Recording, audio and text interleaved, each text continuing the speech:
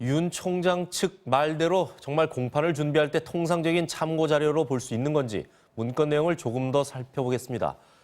누구나 알 수 있는 과거 판결 이력 등을 정리한 부분 외에도 매우 주관적인 평가를 포함한 내용이 포함되어 있었습니다. 곽동건 기자입니다. 공개된 문건에서 가장 먼저 주요 재판으로 꼽힌 건 조국 전 법무장관 사건이었습니다. 재판장의 세 평이라며 우리법 연구회 출신이나 합리적이라는 평가라고 적혀 있습니다. 법원 내 진보 성향 판사 모임으로 분류되는 우리법 연구회 출신들은 보통 비합리적이라는 편견이 담긴 걸로 해석됩니다. 이어서 다음 페이지엔 정경심 동양대 교수 사건 재판장에 대해 주관이 뚜렷하다기보다는 여론이나 주변 분위기에 영향을 많이 받는다는 평이라고 돼 있습니다. 또 다른 사건 재판장에 대해선 피고인 측의 무리하고 비상식적인 주장을 모두 받아들이며 소극적인 태도를 보였다고 비난했습니다. 이 같은 이른바 세평 수집에 대해서 현직 판사들은 격앙된 반응을 보였습니다.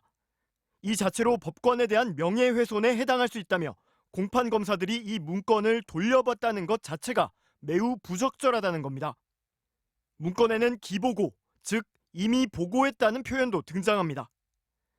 판사 출신 복수의 변호사들은 기보고 같은 표현 등으로 미뤄 비슷한 자료가 여러 차례 또는 정기적으로 작성됐을 가능성이 높아 보여 문제가 심각하다고 지적했습니다.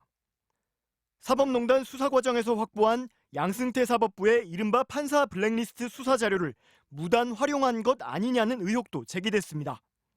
한 판사에 대해 행정처 16년도 무리 야기 법관 리스트에 포함됐다며 괄호 안에는 당시 술을 마시고 영장신문에 나오지 않았다는 이유로 리스트에 올랐다고도 적어놨습니다.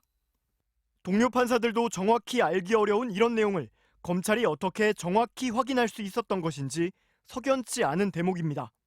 그리고 혹여라도 사법농단 사건의 수사나 공판 과정에서 나와 있는 형사 증거물을 이제 그 재판부에 대한 평가를 확인하기 위한 자료로 쓴다면 그거는 위법한 것뿐만이 아니라 굉장히 부적절한 것이고요.